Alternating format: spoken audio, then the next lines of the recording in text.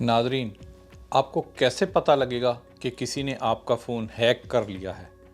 आज मैं आपको बताऊंगा और ये भी बताऊंगा कि अगर आपका फ़ोन हैक हो गया है तो आप हैकर को अपने फ़ोन से कैसे रिमूव करेंगे। उसका तरीका ये है। फ़ोन डायलिंग में जाएं और डायल करें *#67# डायल करें।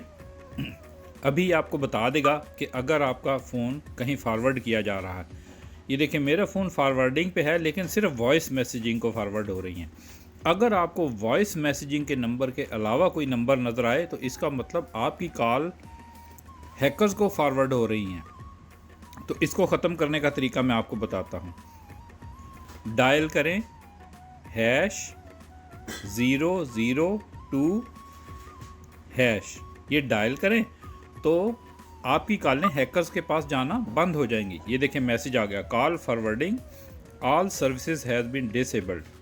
अब आपकी कॉल्स हैकर्स के पास नहीं जा रही। मैं हूं अमेरिका से अहमद फराज राव। हम आपके लिए लाते हैं मुख्तसर मगर दिलचस्प मालूमाती वीडियोस।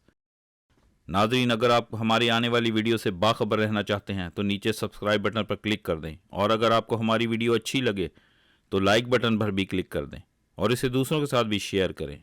शुक्रिया।